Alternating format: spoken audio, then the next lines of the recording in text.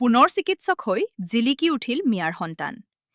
MBBS হৈ গৌৰৱ কঢ়িয়াই আনিছে ৰূপহীহাটৰ সুমাইয়া চুলতানাই। মিয়াৰ সন্তান সুমাইয়া চুলতানা এতিয়া চিকিৎসক। ইয়াকে লৈ গৌৰৱ অনুভৱ কৰিছে অঞ্চলবাসী। ৰূপহীহাটৰ মাগুৰমাৰীৰ সুমাইয়া চুলতানাই কঠোৰ পৰিশ্ৰম আৰু একাগ্ৰতাই কঢ়িয়াই আনিলে সাফল্য। শিক্ষক আব্দুল আলীৰ কন্যা সুমাইয়া চুলতানাই চিকিৎসক MBBS হৈ উত্তীৰ্ণ হৈ সমগ্ৰ অঞ্চললৈ গৌৰৱ কঢ়িয়াই আনিছে। আজমল ছুপাৰ 40ৰ এইগৰাকী মেধাৱী ছাত্ৰী তেজপুৰ মেডিকেল কলেজৰ পৰা সফলতাৰে MBBS ডিগ্ৰী লাভ কৰিবলৈ সক্ষম হয়। এজন সাধাৰণ শিক্ষকৰ কন্যাই চিকিৎসক হিচাপে নিজকে প্ৰতিষ্ঠা কৰা খবৰে সমগ্ৰ ৰূপহীহাট অঞ্চলত আনন্দৰ পৰিৱেশৰ সৃষ্টি কৰিছে।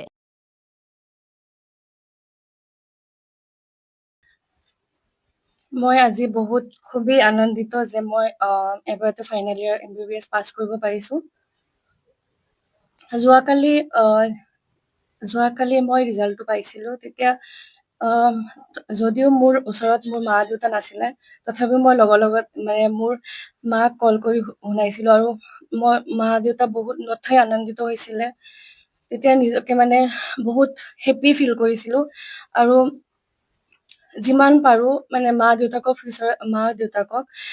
আৰু সমূহ পৰিয়ালৰ মানুহসকলক মই সুখী কৰিব বিচাৰিছো।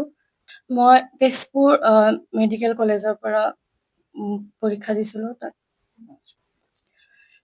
মই সমাজৰ জুনিয়ৰসকলক এইটোৱে আহ্বান জনাও যে তোমালোকে যিমানে পাৰা কষ্ট কৰি যোৱা, লাইফত মানে মনোযোগ দি যিমানে পাৰা যিটো মানে ক্ষেত্ৰতেই যোৱা মানে একে লেঠাৰিয়ে লাগি থাকিবা। কনচিষ্টেঞ্চি আৰু পেচেন্স লাইফত বহুত দৰকাৰ। তাৰ কাৰণে তোমালোকে বহুত বেছি চেক্ৰিফাইচ কৰিব লাগিব আৰু তোমালোকে জীৱনত উন্নতি কৰিবলৈ হলে ইভেন মাক বাপেক আৰু পৰিয়ালৰ চবকে মানে সুখী কৰিব হলে তোমালোকে লাইফত কিবা হলেও মানে চেক্ৰিফাইচ কৰিব লাগিব। মই বহুতো মানে চেক্ৰিফাইচ কৰিছিলো। মই প্ৰথমবাৰৰ বাবে ক'ব বিচাৰো যে কোচিঙৰ দৰকাৰ আছে। কোচিঙৰ লগতো নিজৰ সেল্ফ ষ্টাডি বহুত ইম্পৰ্টেণ্ট আৰু ৰেগুলাৰ সেল্ফ ষ্টাডি কৰাটো বহুত ইম্পৰ্টেণ্ট। আৰু যদি সেল্ফ ষ্টাডি কৰাৰ টাইমত কিবা ডাউট হয় তো টিচাৰসকলৰ লগত মানে পৰামৰ্শ জানিব লাগে। আৰু ইভেন যিকোনো এটাতে লাগি থাকিব লাগে, এটা কোচিং চেণ্টাৰতে লাগি থাকিব লাগে, 2-3টা একেলগে কৰিব নালাগে। হয়তো এইটো কনফিউজনত গুচি যায় যে কোনটো বেছি ভাল কোনটো বেয়া। তো মানে তোমালোকে যিয়ে কৰা যে এটা কোচিং চৰ্চতে মানে লাগি থাকিবা, তাকে বাৰে ৰিভিজন কৰি থাকিবা। মই কোচিং কৰিছিলো 1 বছৰ আজমল ছুপাৰ 40। মই প্ৰথমতে সকলোকে মোৰ তৰফৰ পৰা সালাম ও ধন্যবাদ জ্ঞাপন কৰিছো, যিহেতু আপোনালোকে আহি পেলাই ইয়াত সাক্ষাৎকাৰ লৈছে।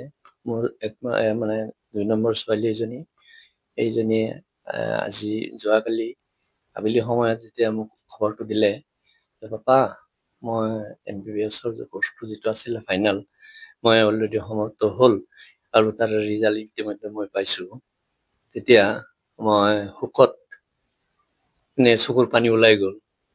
আৰু তেতিয়া মোৰ এনেকুৱা উপলব্ধি হ'ল যে পৰম কৰুণাময় আল্লাহ মোৰ ওপৰত, অথচ এইটো অঞ্চলৰ কাৰণে প্ৰথম একমাত্ৰ MBBS হৈ আমাৰ অঞ্চলত মোক দেখুওৱা একমাত্ৰ ছোৱালী।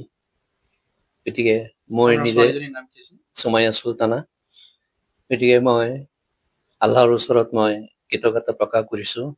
আচলতে আমি খুব গৌৰৱ অনুভৱ কৰিছো যে আমাৰ অঞ্চলৰ পৰা এই সুমাইয়া চুলতানা তেওঁ MBBS পাঠ্যক্ৰম সমাপ্ত কৰি সুখ্যাতিৰে অৱতীৰ্ণ হৈছে আৰু তেখেতৰ বাসগৃহত আমি উপস্থিত হৈছো। তেখেতৰ দেউতা Abdul Ali master BHC MHC, তেওঁ যথেষ্ট কষ্ট কৰিছে, তেওঁৰ মাতৃও কষ্ট কৰিছে। আমি দেখা পাওঁ যে তেওঁৰ সকলো ছোৱালীয়েই তেওঁ ভাল ৰিজাল্ট কৰিছে আৰু তেওঁ এজনী হৈছে 2 নম্বৰ ছোৱালী। তেওঁ এইবাৰ MBBS পাঠ্যক্ৰম সুখ্যাতিৰে অৱতীৰ্ণ কৰিছে। তো আমি এই নগাঁও জিলাৰ ৰূপহীহাট অঞ্চলৰ মাগুৰমাৰীৰ তেখেতৰ বাসগৃহত আমি উপস্থিত হৈছো। আজি মাগুৰমাৰী যুৱ সংঘৰ ফালৰ পৰা আৰু অসমীয়া পৰিষদৰ নগাঁও জিলাৰ তৰফৰ পৰা আমি তেওঁক আৰু তেখেতৰ পৰিয়ালক আমি আজি ধন্যবাদ জ্ঞাপন কৰিছো আৰু